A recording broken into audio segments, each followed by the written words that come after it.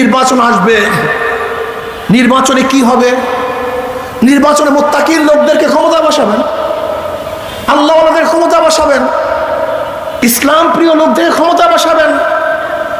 যদি ইসলাম প্রিয় লোকদেরকে ক্ষমতায় বসান তাহলে দরজা খুলে ঘুমাবেন, কোনো টেনশন থাকবে না। আপনাদের ডিউটি তারা পালন করবে, আপনাদের খেদমতের জন্য তারা নিয়োজিত থাকবে, কমপক্ষে আপনাদের মাল আত্মসাৎ করবে না। মসজিদ পাহারা দেওয়ার প্রয়োজন হয় না, মন্দির পাহারা দেওয়ার প্রয়োজন হবে কেন? আসলে মসজিদ নিয়ে কেউ রাজনীতি করে না, কিন্তু মন্দির নিয়ে হাজার মানুষ রাজনীতি করে। মনে রাখতে হবে, মন্দির ভাঙ্গার কারণে মন্দির পাহারা দেয় না, বরং মন্দির ভেঙ্গে এদেশকে ধ্বংস করার যারা চক্রান্ত করে তাদের বিরুদ্ধে পাহারা দেই। এদেশে কোনো মুসলমান মন্দির ভাঙ্গে না, এদেশে কোনো খাঁটি মুসলমান মন্দিরে আঘাত করে না, কিন্তু যারা প্রতিমা ভেঙ্গে মন্দির ভেঙ্গে বারবার রাজনীতিক অস্থিতিশীল পয়দা করতে চেয়েছে, সৃষ্টি করতে চেয়েছে, আমরা তাদেরকে পাহারা দেই যে তোমাদের লোক যেন মন্দির ভেঙ্গে এই দেশকে ধ্বংস করতে না পারে, এর জন্য পাহারা দেই। নাহমাদু ওয়া সাল্লি আলা রাসূলিল কারীম, আম্মা বাদ। আউযু বিল্লাহি মিনাশ শাইতানির রাজীম, বিসমিল্লাহির রহমানির রহিম। ওয়া তিলকাল আইয়ামু নুদাবিলুহা বাইনান নাস। সবাই বলেন সাল্লাল্লাহু আলাইহি ওয়াসাল্লাম। ইসলামী আন্দোলন বাংলাদেশ মাধবদী থানা শাখা কর্তৃক আয়োজিত আজকে সমাবেশের সম্মানিত সভাপতি, জাতির শ্রেষ্ঠ সন্তান, শ্রদ্ধাভাজন ওলামায়ে কেরাম এবং সর্বস্তরের জনগণ ভাইয়ের আমার, আল্লাহ পাকের শুকর যে মাওলায়ে কারীম আপনাকে আমাকে চতুর্থবার স্বাধীনতার স্বাদ গ্রহণ করার তৌফিক দান করছেন। আসলে আমাদের এই দেশ 2024 5ই আগস্টই শুধু স্বাধীন হয় নাই, এর আগেও 3 বার স্বাধীন হয়েছিল। একবার ব্রিটিশ থেকে স্বাধীন হয়েছিলাম, আবার ভারত থেকে পাকিস্তান নামীয় দেশ পাওয়ার মধ্যে স্বাধীন হয়েছিলাম, আবার পাকিস্তান থেকে বাংলাদেশ নামীয় এক স্বাধীন বাংলাদেশে আমরা স্বাধীন হয়েছিলাম। আবার 2024 5ই আগস্ট ছাত্র এবং জনতার গণবিপ্লবের মাধ্যমে ফ্যাসিস্ট স্বৈরাচার খুনি এক সরকারের বিরুদ্ধে আন্দোলন করে আমরা স্বাধীন হয়েছি। আপনারা জানেন, ব্রিটিশ বিরোধী আন্দোলনেও প্রথম ভূমিকায় ছিল মুসলমান। প্রত্যেকটা মুসলমানদের ইতিহাস জানতে হবে। যখন 1803 ঈসাই সালে দিল্লির শাসক জাফরের থেকে ব্রিটিশরা দিল্লি দখল করেছিল, তখনই শাহ ওলিউল্লাহ মুহাদ্দিস দেহলভী রহমাতুল্লাহ আলাইহির বড় সাহেবজাদা ঘোষণা দিয়েছিলেন, আজকের থেকে পাক ভারত উপমহাদেশ দারুল হরব, এদের বিরুদ্ধে আন্দোলন করা প্রত্যেকটা মুসলমানদের জন্য ফরজ আইন। সেই 1803 ঈসাই সালে ব্রিটিশদের বিরুদ্ধে আন্দোলনের সূচনা হয়েছিল। আমরা স্বাধীন হয়েছিলাম ব্রিটিশ থেকে। এরপর পাকিস্তান নামীয় এক দেশের জন্য মুসলমান আন্দোলন করেছিল। মুসলমানদের ভূমিকা ছিল, মুসলমানদের আন্দোলনের কারণেই ভারত থেকে ভাগ হয়ে পাকিস্তান নামী একটা দেশ আমরা পেয়েছিলাম। এরপরে আসুন, ভেবেছিলাম পাকিস্তানে শান্তি পাবো, বৈষম্য থাকবে না। পশ্চিমারা যখন পূর্ব পাকিস্তানের বিরুদ্ধে বৈষম্য শুরু করেছে, আমরা আবার আন্দোলন করেছিলাম, সংগ্রাম করেছিলাম। এরপরে আমরা স্বাধীন হয়েছিলাম। আবারও শেখ হাসিনা সরকার যখন জুলুম, অত্যাচার, অবিচার, খুন, গুম, দুর্নীতি, অপহরণ, বিভিন্ন ধরনের জুলুম অত্যাচার জাতির উপরে চাপিয়ে দেওয়া শুরু করেছে, এদেশে মানুষ আবারও আন্দোলন করেছে, সংগ্রাম করেছে। সেই 5ই আগস্ট আমরা আবারও স্বাধীন হলাম। কিসের জন্য, কি কারণে মানুষ রক্ত দিয়েছে? 71-এ কেন আন্দোলন করেছে? সেই 71-এর আন্দোলনের ভূমিকায় ছিল সাম্য, মানবিক মর্যাদা, সামাজিক ন্যায় বিচার, সাম্য, সবাই সমান, বাংলাদেশের নাগরিক সবার অধিকার সমান, মানবিক মর্যাদা, আশরাফুল মাখলুকাত এই বনি আদমকে শ্রদ্ধা করতে হবে, সম্মান দিতে হবে, তাদেরকে আদর স্নেহ করতে হবে, মানবিক মর্যাদা দিতে হবে, ন্যায় বিচার প্রতিষ্ঠিত করতে হবে।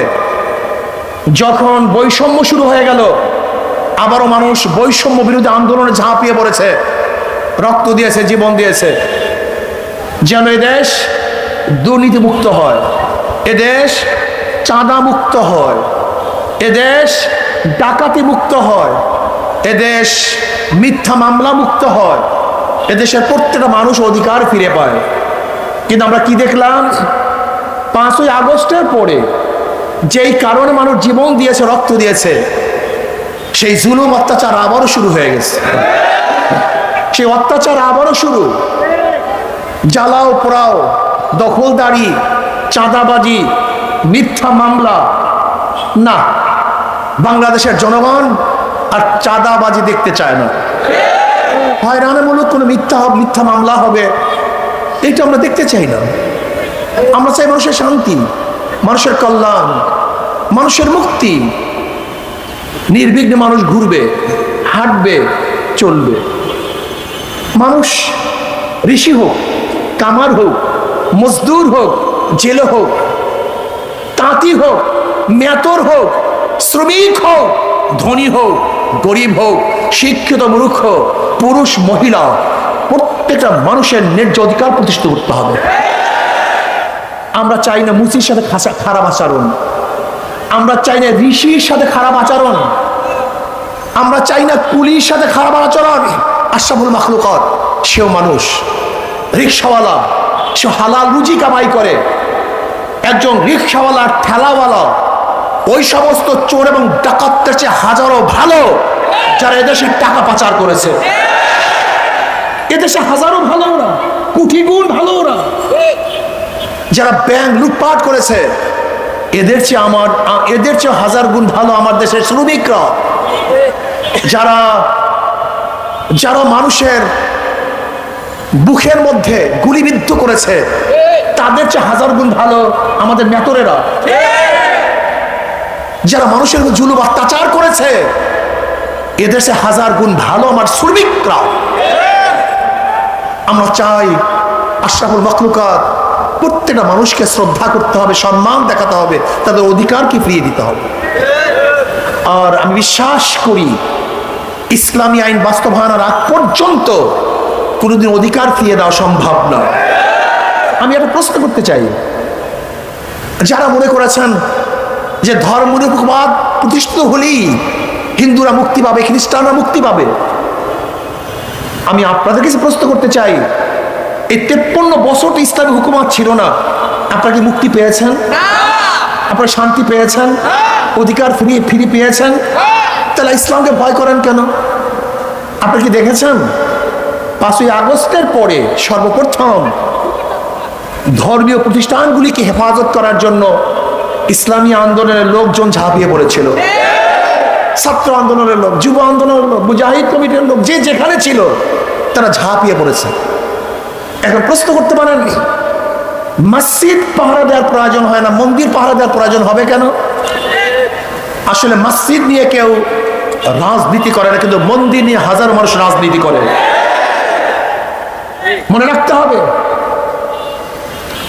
মন্দির ভাঙ্গার কারণে মন্দির পাহারা দেয় না, বরং মন্দির ভেঙ্গে এদেশকে ধ্বংস করার যারা চক্রান্ত করে তাদের বিরুদ্ধে পাহারা দেই।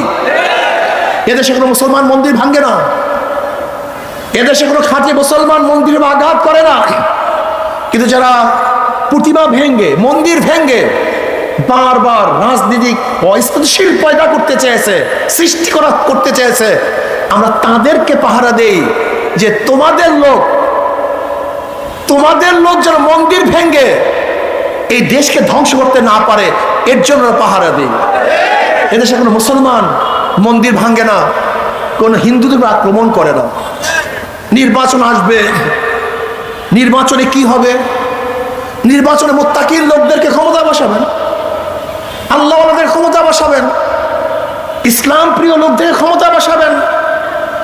যদি ইসলাম প্রিয় লোকদেরকে ক্ষমতায় বসান, তাহলে দরজা খুলে ঘুমাবেন, কোনো টেনশন থাকবে না। আপনাদের ডিউটি তারা পালন করবে, আপনাদের খেদমতের জন্য তারা নিয়োজিত থাকবে, কমপক্ষে আপনাদের মাল আত্মসাৎ করবে না। আপনারা কি জানেন বর্তমান অবস্থাটা কি? 18 লক্ষ কোটি টাকা বিগত সরকার ঋণ করছে। 18 লক্ষ কোটি টাকা। এখানে যারা আছেন প্রত্যেকের মাথার উপরে 1.5 লক্ষ টাকা ঋণ। আজকে একটা সন্তান জন্মগ্রহণ করবে, 1.5 লক্ষ টাকা ঋণ নিয়ে তারপর জন্মগ্রহণ করবে। আমাদের বর্তমান বাংলাদেশের গভর্নর বলতেছেন, গোটা দুনিয়ার মধ্যে ব্যাংকের এরকম লুটপাট কেউ কোনোদিন দেখে নাই, সব লুটপাট করে ফেলেছে। সরকারি এমন কোনো প্রতিষ্ঠান নাই যে প্রতিষ্ঠানকে ধ্বংস করা হয় নাই।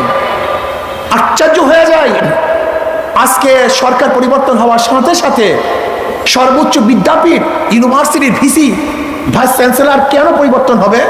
প্রফেসররা কেন পরিবর্তন হবে? আজকে গণঅভ্যুত্থানের পরে সুপ্রিম কোর্টের পুরা প্যানেল কেন পরিবর্তন হবে? আপনি কি দেখেছেন?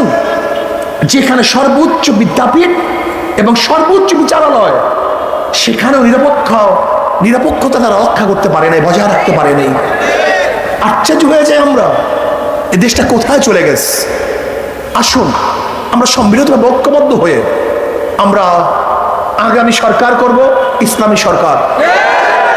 আগামী রাষ্ট্র করব ইসলামী রাষ্ট্র, যেখানে থাকবে না কোনো ভেদাভেদ, যেখানে মুসলিম, হিন্দু, বৌদ্ধ, খ্রিস্টান, ঋষি, চামার, কুলি, মজদুর ঐক্যবদ্ধ হয়ে প্রত্যেকের ন্যায্য অধিকার প্রতিষ্ঠিত করব।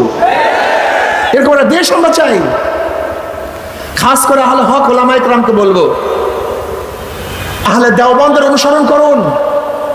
আহলে দেওবন্দ কোন অবস্থাতেই কোন স্বার্থের কারণে, ক্ষমতার কারণে তারা নীতি এবং আসল আদর্শকে বিসর্জন দেয় নাই। আজকে আমাদের মধ্যে আমরা কি দেখতেছি? আমাদের আকাবেরদের পথকে ভুলে গিয়ে নতুন ভাবে কিছু ভাইয়েরা যে তামসা চক্র শুরু করছেন, এটা আমাদের আহলে দেওবন্দের আকীদা এবং আখলাকের সাথে মিশে না।